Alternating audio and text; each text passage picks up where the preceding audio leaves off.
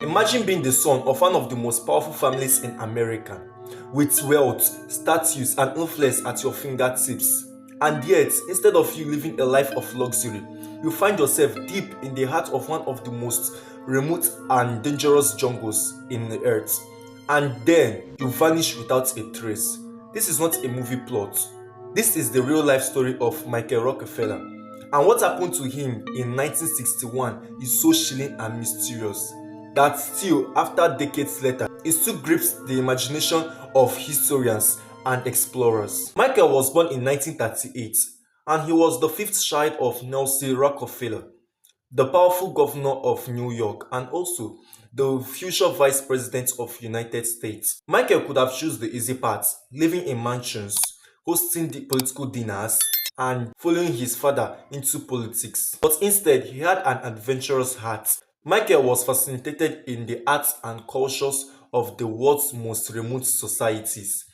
He became obsessed with the Asmat people of Dutch New Guinea, a region now part of Indonesia. The Asmat were renowned for their artistry, especially the beach pool, towering wooden carvings filled with symbolism of war, death, and spirit.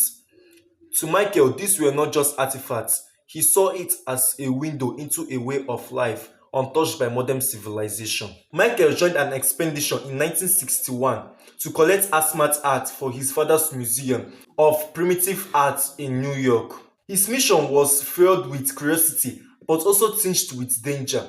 The Asmat people were known for their history of headhunting, ritual violence, and cannibalism. Yet, Michael pressed forward. On November 19, 1961, Michael and Dutch anthropologist Renan Wasson set out on a small catamaran off the southern coast of New Guinea. The sea was rough, and their motorized boats were no match for the swells. About 12 miles from shore, the boat capsized. The two men plunged desperately to the overturned craft.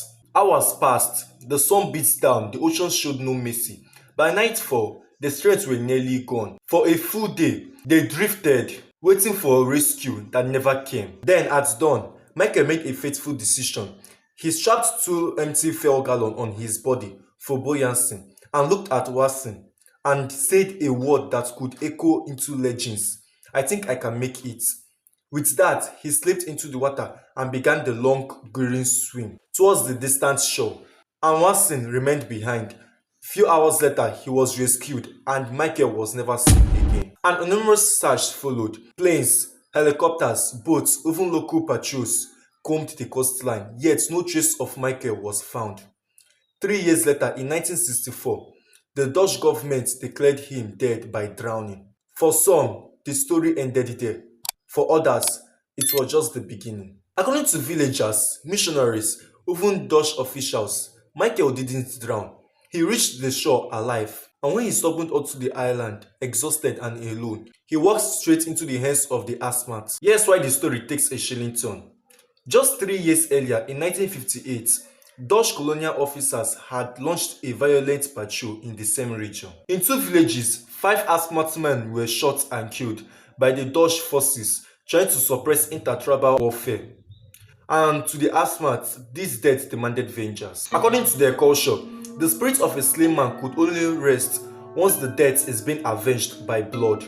And an outsider, being Michael, who represented the colonial world, came to the island, so they saw their chance. According to testimonies gathered years later by Carla Hoffman in his book Savage Harvest, Michael was spared, killed, and ritually consumed by the Asmat warriors.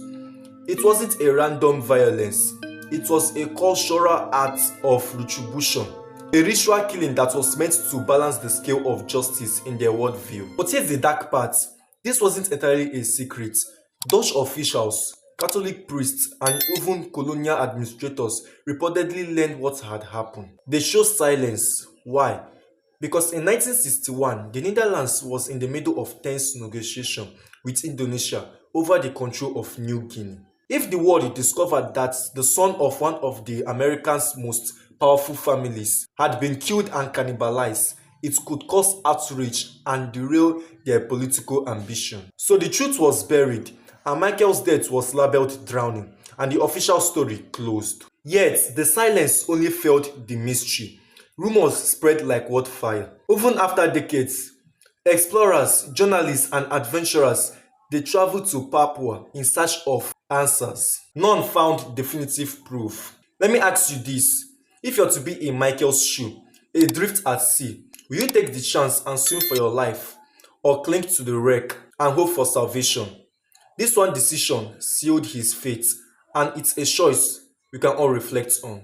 Michael's story continues to haunt because it represents a clash of two worlds: the modern West and its hunger for knowledge and art, and the ancient tradition of people living in a way almost untouched by time. And his death, whether by drowning or by ritual killing, was the price of crossing that invisible line. But his legacy endures.